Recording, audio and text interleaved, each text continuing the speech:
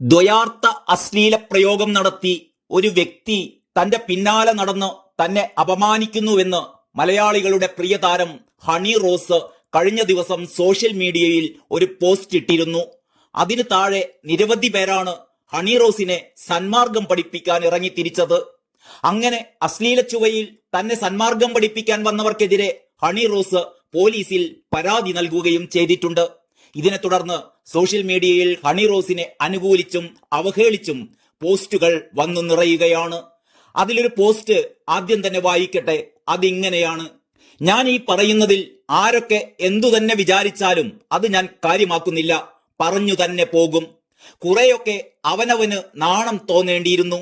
കാശ് കിട്ടിയാൽ ഏത് സെപ്റ്റിക് ടാങ്കും പന്നിക്കൂടും ഉദ്ഘാടനം ചെയ്യാൻ അവിടെ താൻ ഉദ്ഘാടന കർമ്മം നിർവഹിക്കേണ്ടതാണോ എന്ന് പോലും ആലോചിക്കാതെ എഴുന്നള്ളിച്ചെന്നപ്പോഴും പ്രഖ്യാപിത ഞരമ്പനായ സ്വർണ്ണ മുതലാളി പറയുന്ന സകല വഷളത്തരത്തിനും ഇളിച്ചുകൊടുത്തു നിന്നപ്പോഴും നിങ്ങൾ എന്താണ് കരുതിയത്?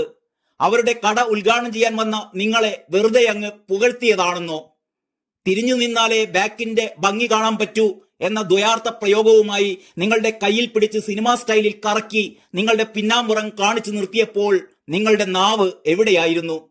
നിങ്ങളെ കണ്ടാൽ കുന്തിദേവിയെ ആണ് ഓർമ്മ വരുന്നത് എന്ന് പറഞ്ഞപ്പോഴും നിങ്ങൾ ഉളുപ്പില്ലാതെ ചിരിച്ചുകൊണ്ട് നിന്നു. ഇതിലെ ദ്വയാർത്ഥമൊന്നും മനസ്സിലാകാത്ത കുഞ്ഞുവാവയൊന്നുമല്ലല്ലോ നിങ്ങൾ അനുവദിച്ചു കൊടുത്തിട്ടോ അതല്ലെങ്കിൽ ബോധപൂർവം കണ്ണടച്ച് കണ്ടില്ലെന്ന് നടിച്ചതുകൊണ്ടോ നിങ്ങൾക്കുണ്ടായ 1/2 ഡസൻ അബ്യൂസസ് എങ്കിലും എനിക്കും നാട്ടുകാർക്കും പറയാനുണ്ട്. നിങ്ങളുടെ സ്ഥാനത്ത് വേറെ ഏതെങ്കിലും ഒരു സ്ത്രീ ആയിരുന്നെങ്കിൽ കരണമടിച്ച് പുകച്ചുവിടുന്ന സന്ദർഭങ്ങൾ. ഈ ഞരമ്പ് നാറിക്കും ഫാൻസ് ഉള്ള നാടാണിത്. ഇങ്ങനെ പോകുന്നു ആ പോസ്റ്റ്.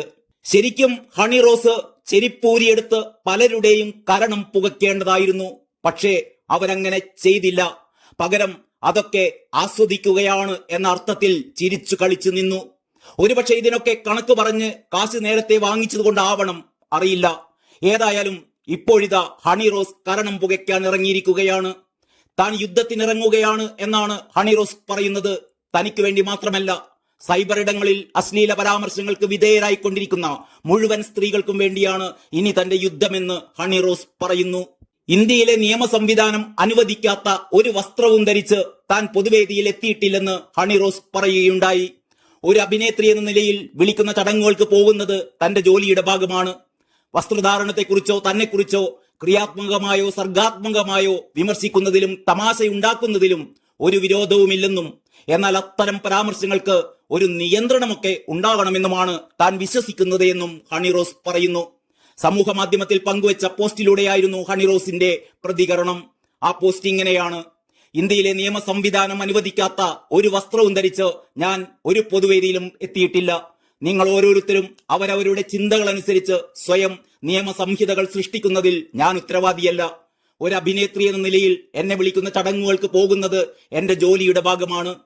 എന്റെ വസ്ത്രധാരണത്തെക്കുറിച്ചോ എന്നെക്കുറിച്ചോ ക്രിയാത്മകമായോ സർഗാത്മകമായോ വിമർശിക്കുന്നതിലും തമാശ ഉണ്ടാക്കുന്നതിലും എനിക്ക് ഒരു വിരോധവുമില്ല, ഒരു പരാതിയുമില്ല.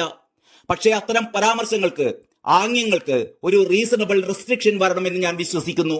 ആയതിനാൽ എന്റെ നേരെയുള്ള വിമർശനങ്ങളിൽ അസഭ്യ അശ്ലീല പരാമർശങ്ങൾ ഉണ്ടെങ്കിൽ ഭാരതീയ ന്യായ സംഹിത അനുസരിച്ച് സ്ത്രീക്ക് തരുന്ന എല്ലാ സംരക്ഷണ സാധ്യതകളും പഠിച്ച് ഞാൻ നിങ്ങളുടെ നേരെ വരും.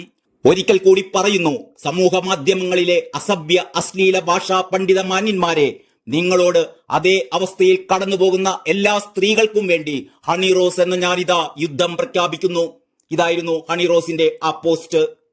അപ്പോൾ എല്ലാവർക്കും കാര്യം തിരിഞ്ഞല്ലോ. ഹണി റോസ് അവർക്കിഷ്ടമുള്ള വസ്ത്രം ധരിക്കട്ടെ, അവർക്ക് തോന്നുന്ന പരിപാടികളിൽ അവർ പങ്കെടുക്കട്ടെ, അവർക്ക് നേരെ വരുന്ന അസഭ്യങ്ങൾ അവർക്കിഷ്ടമാണെങ്കിൽ അവരത് ആസ്വദിക്കട്ടെ, ഇഷ്ടമല്ലെങ്കിൽ ചെരിപ്പൂരി അടിക്കട്ടെ. അതല്ല, നിയമ സംവിധാനങ്ങളിൽ വിശ്വാസമുണ്ടെങ്കിൽ കേസിന് പോകട്ടെ. അതൊക്കെ ഹണി റോസിന്റെ ഇഷ്ടം. ഹണി റോസിന്റെ ശരീര സൗന്ദര്യം അവരുടെ അസറ്റാണ്. അതുപയോഗിച്ച് അഭിനയിക്കണോ അത് പൊതു ഇടങ്ങളിൽ പ്രദർശിപ്പിക്കണോ എന്നതൊക്കെ അവരുടെ മാത്രം തീരുമാനമാണ്. അത് ആസ്വദിക്കേണ്ടവർക്ക് ആസ്വദിക്കാം.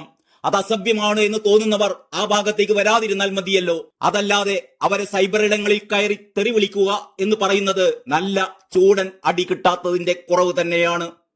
ഏതായാലും തന്റെ ഫേസ്ബുക്ക് പോസ്റ്റിനടിയിൽ അശ്ലീല കമന്റ് ഇട്ടവർക്കെതിരെ ഹണി റോസ് പോലീസിൽ പരാതിപ്പെട്ടിരുന്നു. അതിന്റെ അടിസ്ഥാനത്തിൽ പോലീസ് ഒരു പ്രതിയെ അറസ്റ്റ് ചെയ്തിട്ടുണ്ട്. 30 പേർക്കെതിരെ കേസെടുക്കുകയും ചെയ്തിട്ടുണ്ട്. നല്ല കാര്യം.